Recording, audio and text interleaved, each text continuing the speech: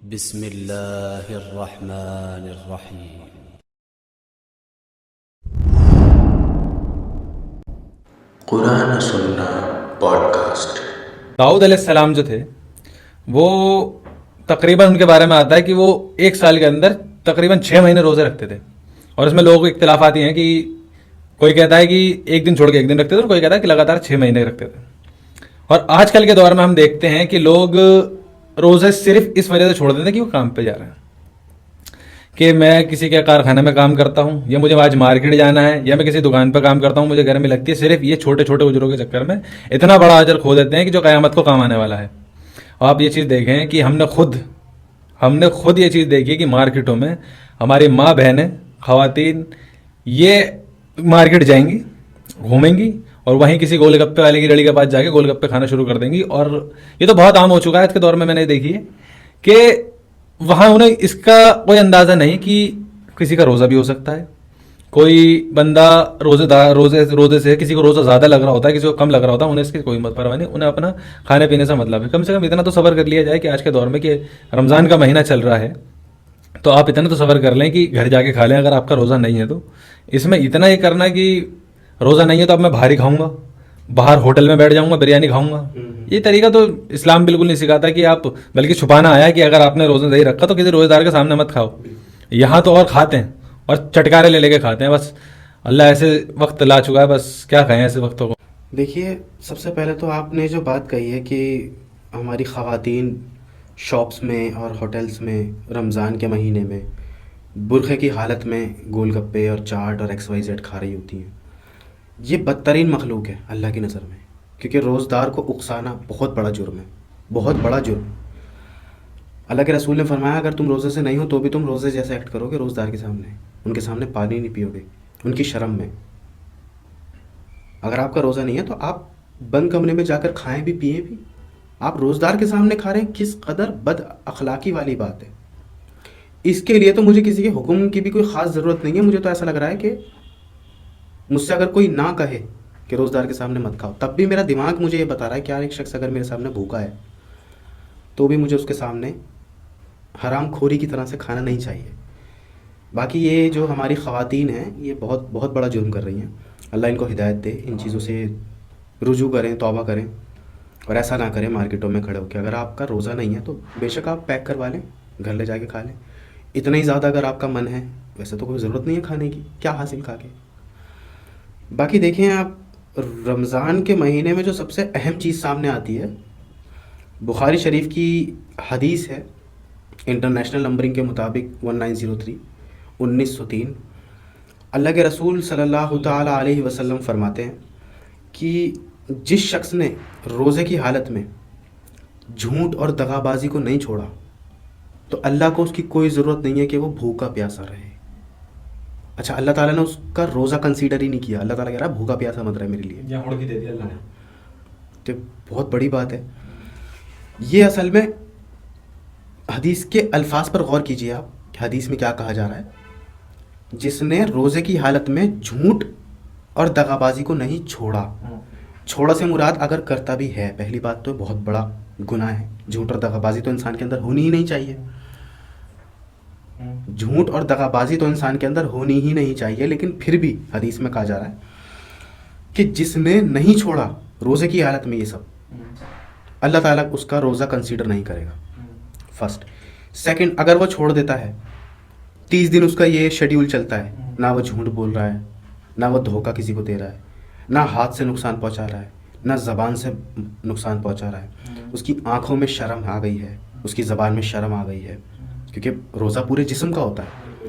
تو اگر مجھے اپنا روزہ مکمل رکھنا ہے، مقبول رکھنا ہے، اللہ کی بارگاہ میں قبول ہو جائے میرا روزہ، اگر مجھے ایسا روزہ رکھنا ہے تو میری پوری باڈی، پورا شریر، میرا دل روزے سے رہے گا، تب جا کے اللہ کی بارگاہ میں میرا روزہ ایز اے روزہ کنسیڈر ہوئے گا۔ ورنہ صاف پتہ چل رہا ہے اللہ تعالیٰ کہہ رہا ہے کہ ان کے بھوکے رہنے کی اللہ تعالیٰ کو کوئی ضرورت نہیں ہے۔ میں نے ایسے لوگ اپنی ان گناہ گار آنکھوں سے دیکھے ہیں، جو میں نے دیکھا ہے نماز کی حالت میں ہیں، نماز پڑھ رہے ہیں، اور برابر میں 2-4 لوگ آپس میں کوئی بات کر رہے ہیں، تو وہ جیسے ہی سلام پھیرتے ہیں، السلام علیکم ورحمۃ اللہ، السلام علیکم، وہ فوراً اپنی رائے دیتے ہیں، نہیں نہیں ایسے نہیں، ایسے کر لو، یوں نہیں، یوں کر لو۔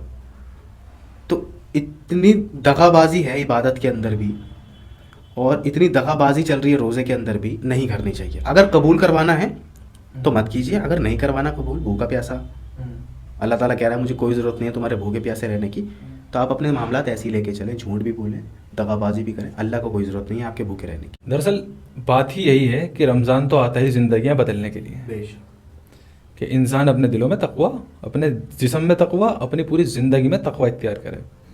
دراصل جب انسان زندگی میں اپنے تقوی اختیار کرتا ہے نا تو وہ اللہ کا بڑا خاص بندہ بنتا ہے. پھر اب دراصل آج کے دور میں دیکھیں، رمضان ہماری زندگی بدلنے آتا ہے، لیکن یہ کیسی بات ہے، یا کوئی ایک قرآن پڑھ دے، کوئی 2 قرآن پڑھ دے، لیکن اس کے دل میں سے نہ کینہ ختم ہو رہا ہے، نہ حسد ختم ہو رہا ہے، نہ وہ کسی کی غیبت کرنی چھوڑ رہا ہے. یہ کیسا روزہ ہوگا؟ وہی جو ابھی آپ نے بات کہی، قبول ہی نہیں ہے.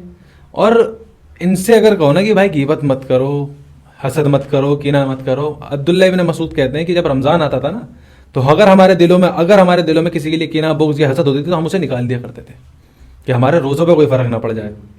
یہ عبداللہ ابن مسعود کہہ رہے ہیں، اور بہت بڑے صحابی ہیں، یہ وہ کہہ رہے ہیں. لیکن آج کل کا دور دیکھیں، غیبت بہت عام ہو چکی ہے، اور انہیں یہی نہیں پتا کہ یہ جو غیبت کرنے کا گناہ ہے یہ کتنا بڑا گناہ ہے. اپنے مردار بھائی کا جیسے گوشت کھانا، غیبت کرنا اتنا بڑا گناہ ہے. اس کے بعد بھی غیبت نہیں چھوڑتے. حسد کسی سے رکھنا، کیا کر لیں گے؟ کسی سے حسد کر کے کیا پالیں گے ہم؟ انسان کو تو یہ سمجھنا چاہیے بھائی اللہ نے اسے دیا ہے تو میں نہیں دیا ہے، اللہ اسے دے کے آزما رہا ہے تو میں نہیں دے کے آزما رہا ہے. اور اللہ کی نظر میں محبوب بندہ وہ ہے، اور اس پہ جسے اللہ پسند کرتا ہے نا، اللہ اسی پہ آزمائش ڈالتا ہے. پھر آزمائش کسی ایسے شخص پہ نہیں ڈالتا جسے وہ پسند کرتا ہے، جسے پسند نہیں کرتا ہے. آزمائش ایسے شخص پہ ڈالتا ہے جو اسے وہ پسند کرتا ہے. اب ایک بات دیکھیں، اللہ تعالیٰ کہہ رہا ہے قرآن میں یا حدیث میں آتا ہے کہ مومن کے لیے جو قید خانہ ہے اور کافر کے لیے جنت ہے. اب مومن کے لیے قید خانہ کیوں ہے؟ قید خانہ یوں ہے کیونکہ تمہیں اللہ کی بارگاہ میں قیامت کے روز پیش ہونا ہے، اس کی تمہیں تیاری کرنی ہے. اور اس کی تیاری ہر چیز کے، ہم کسی پیپر کی تیاری کرتے ہیں تو ہمیں ایگزام کے اندر بیٹھنے کے لیے بہت محنت کرنی پڑتی ہے، اور ایگزام میں پاس ہونے کے لیے بہت زیادہ محنت کرنی پڑتی ہے. پچھلے کئی مہینوں ہمیں قید ہو کے پڑھنا پڑتا ہے. جی، یہاں 1 مہینہ 2 مہینہ بندہ اپنے آپ کو کمرے میں بند کر لیتا ہے. آپ ایک یہ چیز دیکھیں، IAS کی جو ٹریننگ ہوتی ہے بندہ سالوں سال پڑھ رہا ہوتا ہے، اس لیے کہ وہ اپنے آنے والے ٹائم میں 20-30 سال کی جو IAS ہوگی اس میں وہ کام کر لے گا، اس میں کما لے گا. ایک زندگی جو مرنے کے بعد لامحدود زندگی ہے، اس کے لیے کتنی محنت کی ضرورت ہے یہ ہمیں سوچنی چاہیے. اور یہ ہم کو نہیں، سبھی کو سوچنا چاہیے کہ اس میں کتنی محنت کی ضرورت پڑے گی. اللہ کا محبوب بندہ وہ جو آزمائش جس پہ آئے، اور انسان جو سے سمجھتا ہے یار اللہ میرے ساتھ ہی ایسا کیوں کرتا ہے، تو یہ نہیں سوچنا چاہیے. دراصل انسان یہ سوچے کہ محبوب اگر میں اگر اللہ کی بارگاہ میں محبوب ہوں نا، میں اگر پسندیدہ بندہ ہوں تو آزمائش مجھ پہ آ رہی ہے تو میں اس پہ صبر کروں. جو بندہ صبر کرے گا، تقوی اختیار کرے گا، تو اس کا تو اللہ کے فضل سے روزہ قبول ہے. اللہ تعالیٰ قرآن میں فرماتا ہے نا، استعینوا بالصبر والصلاۃ، نماز اور صبر کے ذریعے مدد حاصل کرو. تو رمضان کے اندر ہم دیکھیں، ہم نماز اللہ کے فضل سے تو ہمیں 5 مہینے پورے سال پڑھتے ہیں، لیکن جو لوگ اس وقت بھی آگے پڑھ رہے ہوتے ہیں 5 مہینے جو صرف رمضان میں آتے ہیں، وہ بھی 5 وقت کی نماز پڑھ رہے ہوتے ہیں اور صبر کر رہے ہوتے ہیں روزہ رکھ کے. جو اصل روزہ ہے، وہ دکھاوا والا روزہ نہیں، جو اصل روزہ ہے، تو ان کے پاس بھی یہی چیز آ رہی ہے کہ نماز اور صبر کے ذریعے سے مدد حاصل کر رہے ہیں. کس کی؟ اللہ کی، اور کسی کی نہیں کر رہے. اب رمضان زندگی بدلنے آ رہا ہے، لیکن یہ کیسی زندگی ہے جو ہمیں بدل نہیں پا رہی ہے. حسد کی نہ ہمارے دل سے نہیں آیا. علم اتنا تگڑا ہے، میں آپ کو بتاؤں اتنا زیادہ علم ہے کہ جب یہ نماز پڑھ لے ہوتے ہیں نا اپنے گھر میں اور مصلی بچھاتے ہیں، اور مصلی کے بعد اگر امی نے آواز لگا دی سلام پھیرنے کے بعد، تو مصلی میں موڑ کے چلے جائیں گے اور بیٹھ جائیں گے. اور اگر ان سے پوچھا جائے ایسا کیوں کرا، شیطان آگے پڑے گا. تو اچھی بات ہے نا، شیطان نماز پڑھ لے گا تمہارے ساتھ. تو اللہ کی بارگاہ میں نافرمانی کری، تمہاری ذریعے سے پڑھ رہا، پڑھنے دو یار، 2 سجدے کرنے دو اسے بھی. نہیں جی، اسے نہیں پڑھنے دیں گے، پڑھنے دو. بے وقوفی آتے ہیں سب. کچھ نہیں ہے، دماغ سے پتہ نہیں الجھ جلد باتیں بنائی ہیں اور کچھ نہیں ہے. انسان اس چیز کو سمجھ جائے کہ روزے کا اصل مقصد کیا ہے. اچھا، رمضان کے مہینے میں آپ دیکھیے کہ اللہ تعالیٰ نے اس 1 مہینے میں بھی ہمیں 3 الگ الگ عشرے دیے ہیں. بالکل، یہ تو بہت بڑی بات ہے. پہلے روزے سے 10ویں روزے تک کا پہلا عشرہ ہوتا ہے، 10ویں روزے سے 20ویں روزے تک کا دوسرا عشرہ ہوتا ہے، پھر اسی طریقے سے 20ویں سے 30ویں روزے تک کا آخری عشرہ ہوتا ہے. پہلا عشرہ جو ہے وہ رحمت کا عشرہ ہوتا ہے، دوسرا مغفرت کا عشرہ ہوتا ہے، تیسرا جہنم سے آزادی کا عشرہ ہوتا ہے. تینوں عشرے میں اللہ تعالیٰ نے ہمیں دعا سکھائی، اللہ کے رسول نے ہمیں دعا سکھائی ہے. آخری عشرے میں آتی ہے لیلۃ القدر. یہ ایک رات ایسی ہے جو 1000 مہینوں سے بہتر ہے، کیونکہ قرآن میں واضح آتا ہے، ڈائریکٹ آتا ہے اس کے بارے میں. بسم اللہ الرحمن الرحیم، انا انزلناہ فی لیلۃ القدر. یہ قرآن نازل ہوا ہے لیلۃ القدر کو، انا انزلنا، اس کو ہم نے نازل کیا ہے لیلۃ القدر میں. وما ادراک ما لیلۃ القدر، تم کیا جانو لیلۃ القدر کیا ہے؟ لیلۃ القدر خیر من الف شہر، لیلۃ القدر تو 1000 ہفتوں سے بہتر ہے، یہ 1000 مہینوں سے بہتر ہے. تنزل الملائکۃ والروح فیہا باذن ربہم من کل امر، اس میں ملائکہ اللہ کے امر سے زمین پر نازل ہوتے ہیں، ارض زمین پر، اس دنیاوی زمین پر نازل ہوتے ہیں. سلام ہی حتی مطلع الفجر، یہ فجر تک رات باقی رہتی ہے. اب اسلام میں جو 12 مہینے ہیں اس میں صرف ایک ہی رات ہے جو اسپیشل ہے، وہ ہے لیلۃ القدر کی.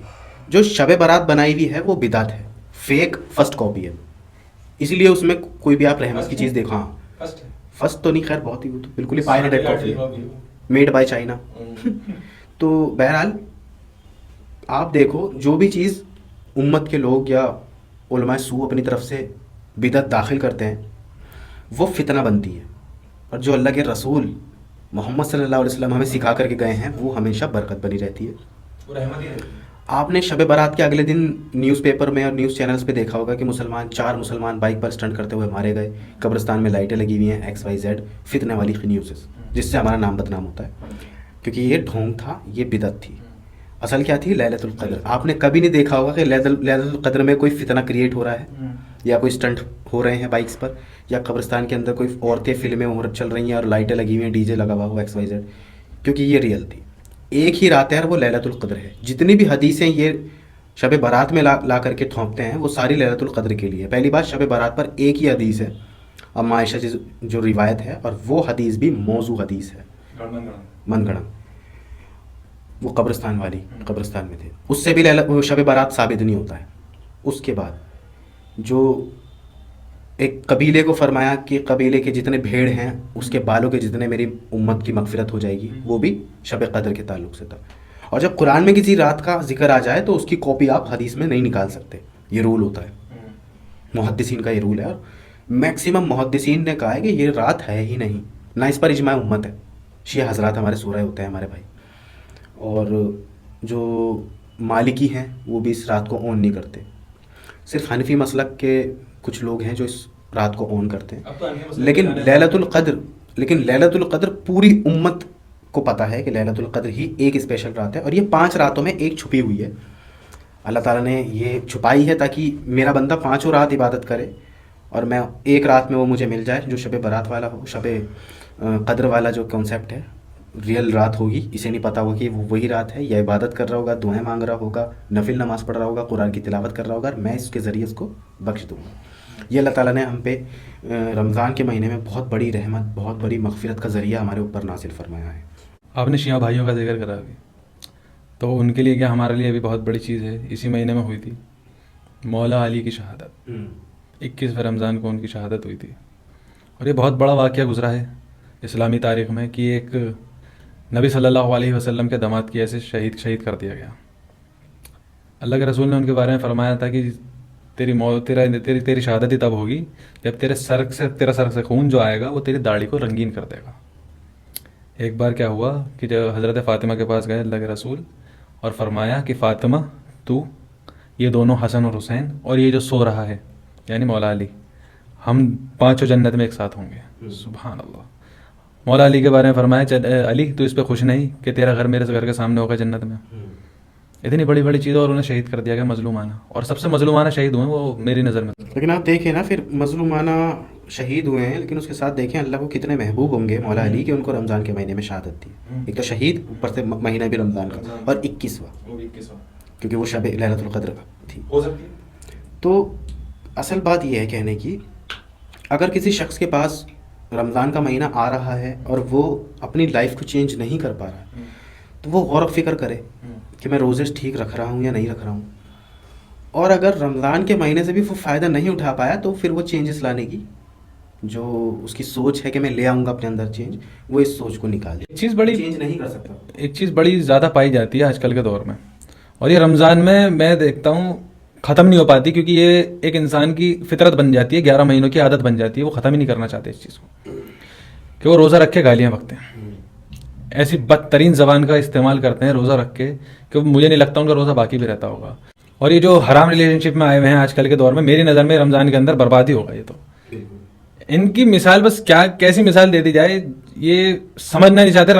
رمضان میں تقوی اختیار کرنے کی کوشش بھی کریں گے تو رمضان میں بھی وہ چیز نہیں چھوڑیں گے. اور اگر کوئی شخص چھوڑے گا تو وہ کہے گا ارے رمضان کا مہینہ ہے، رمضان میں تو چھوڑ دیں ساری چیزیں، 1 مہینے بعد پھر دیکھ لیں گے، 1 مہینے بعد چلیں گے گھومنے. تو یہ کیسا دین ہے بھائی، یہ بھی بتا دو. پھر بربادی ان کا مقدر ہے میرے بھائی. انہوں نے رمضان کا بھی مذاق اڑایا ہے، روزے کا بھی مذاق اڑایا ہے، شریعت محمدیہ کا بھی یہ مذاق اڑا رہے ہیں.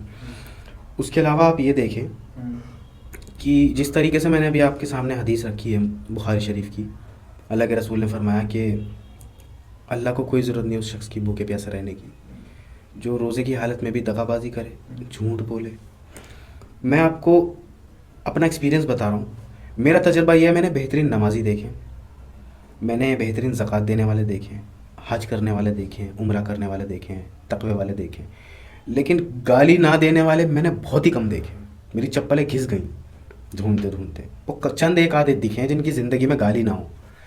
اتنی عام ہو چکی ہے آج کے زمانے میں گالی. اچھا، اس کے اوپر ان کو میں مبارکباد دوں گا کہ اللہ کے رسول نے فرمایا کہ ایک مومن کو گالی بکنا کعبے کو توڑ دینے کے برابر ہے. اب یہ شخص جو گالی دے رہا ہے اس کو کہیں آپ کہ بھائی آپ خانہ کعبہ کو توڑ سکتے ہیں، آپ کو پرمیشن دی جائے گی، ہتھوڑے ہم دیں گے، آپ توڑو. نہیں جی ہم تو بہت اللہ والے ہیں جی، ہمارا کعبہ تو بڑا پیارا ہے. اچھا، ایک مومن کو آپ گالی دے دیتے ہو، وہ تو خانہ کعبہ کو توڑنے کے برابر ہے، کیونکہ مومن کی حرمت خانہ کعبے سے زیادہ ہے. فرسٹ. سیکنڈ، جو شخص گالی دیتا ہے اس کی قبر کے اندر بچھوؤں کا عذاب ہوتا ہے. یہ بات بچپنوں سے پتہ ہوتی ہے لوگوں کو. لیکن جس نے اسلام کو مذاق کھیل تماشے کے اوپر لگایا ہوا ہے وہ دے گا گالی. اور جو واقعی میں رسول اللہ کی سیرت کو سمجھنا چاہتا ہوگا اور اخلاق کے ساتھ سماج میں رہنا چاہتا ہوگا وہ گالیوں کا بائیکاٹ کرے گا. وہ کہے گا نہ تو گالی. اور دوسری بات، وہ دے کس کو رہے ہوتے ہیں؟ وہ تو اپنی امی کو دے رہے ہوتے ہیں، اپنی بہنوں کو دے رہے ہوتے ہیں. کیونکہ جب آپ دوسرے شخص کی بہن کو کہو گے اور وہ گالی سن کر وہ جواب ہی نہیں دے گا تو گالی تو لوٹے گی. یہ تو نان مسلم وہ اس کو جب کسی نے گالی دی تو وہ مسکرانے لگا. تو اس سے پوچھے کہ بھائی تم مسکرا کیوں رہے ہو؟ اس نے کہا کہ اس نے مجھے گالی دی، میں نے لی نہیں. اس نے مجھے گالی دی، میں نے لی نہیں، تو گالی اس کو لوٹ گئی. تو لہٰذا اس نے اپنی والدہ محترمہ کو گالی دی ہے اور بدترین زبان کا استعمال کیا ہے. لوگوں کو اس چیز کا علم ہونا بہت ضروری ہے کہ وہ گالی نہ دیا کریں. بہت بڑا عذاب ہے اللہ کی طرف سے، بہت بدترین ہے. میں ایک چیز بتاتا ہوں، جو لوگ یہ گالیاں دیتے ہیں رمضان میں کیا ویسے بھی، اگر ان کا فرینڈ سرکل ہے، آپ سب سے وعدہ لیں کہ جو بھی گالی دے گا اس کی دھنائی ہوگی رکھ کے ایک گالی پہ. ایک گالی جہاں بگی اور اس کے دوست نے اگر سن لی تو سب کو فون کرے میری مانے تو بھائی آج اس نے گالی دی ہے، اس کی دھنائی کرنی ہے، آؤ اور رکھ کے طبیعت سے توڑو اسے. انشاءاللہ اللہ کی ذات سے امید ہو خود ہی چھوڑ دیں گے. جیسی جو بگے گا ویسی دھنائی پکی ہے اس کی. اچھا، گالی دینے کا سب سے بڑا نقصان یہ ہے کہ گالی دینے پر ہمارے دل سے تقویٰ نکل جاتا ہے. ہمارے دل میں جو علم اور ہمیں چیزیں یاد ہوتی ہیں وہ سب نکل جاتی ہیں. امام احمد بن حنبل رحمۃ اللہ علیہ نے فرمایا کہ انہوں نے ایک دفعہ ایک نامحرم کی ایڑی کو دیکھ لیا تھا، مطلب ان کی نظر اس پر پڑ گئی تھی. تو اس پر انہوں نے پھر بعد میں آ کے بتایا کہ اس کی یعنی اسکن دیکھنے کی وجہ سے میرے اندر پتہ نہیں کتنی حدیثیں مجھے یاد تھی جو میں بھول چکا ہوں. اسی طریقے سے بالکل جب کوئی شخص اپنی زبان سے گالی کو نکالتا ہے، گالی کو جب دیتا ہے، اس کے دل میں جو گالی آتی ہے اس سے اس کے اندر کا تقویٰ مر جاتا ہے.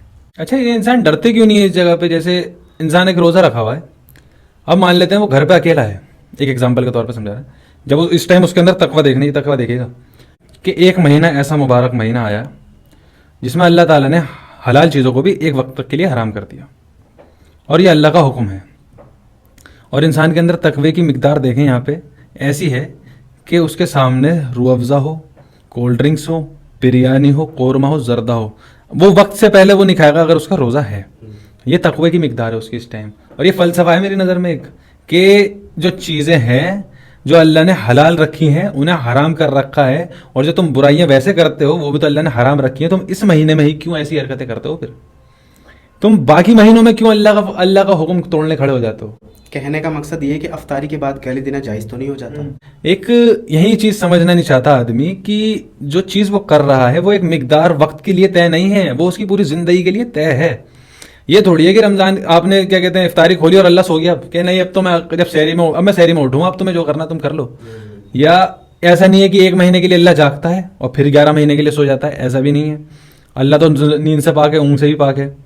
لیکن لوگوں کو سمجھ میں اتنا نہیں آ رہا ہے کہ وہ جو پورے سال کے ان کے عمل ہیں وہ اسے اس طریقے سے کیوں نہیں نبھا پاتے جیسے وہ رمضان میں نبھا رہے ہوتے ہیں. جس طرح سے وہ نماز کو 5 وقت رمضان میں پڑھ رہے ہوتے ہیں, قرآن کو اگر مان لیتے ہیں رمضان کے اندر دن کا 1 سپارہ وہ پڑھ رہے ہیں, رمضان میں وہ 2 رمضان کے علاوہ 2 رکوع پڑھ رہے ہوں, وہ یہ چیزیں لے کے کیوں نہیں چلنا چاہتے؟ وہ اپنے اندر وہ تقوی جو اللہ نے کہا ہے کہ یہ رمضان کا مہینہ آیا ہی اس لیے کہ تمہارے اندر تقوی پیدا ہو جائے, وہ تقوی برقرار رکھنا کیوں نہیں چاہتے؟ انہیں سمجھ کیوں نہیں آ رہی ہیں یہ باتیں کہ جو زندگی مرنے کے بعد اصل ہے اس کی تیاری کے لیے ہمیں تقوی اختیار کرنا ضروری ہے, لیکن وہ اسی سے بھاگتے ہیں جب رمضان چلے جاتے ہیں.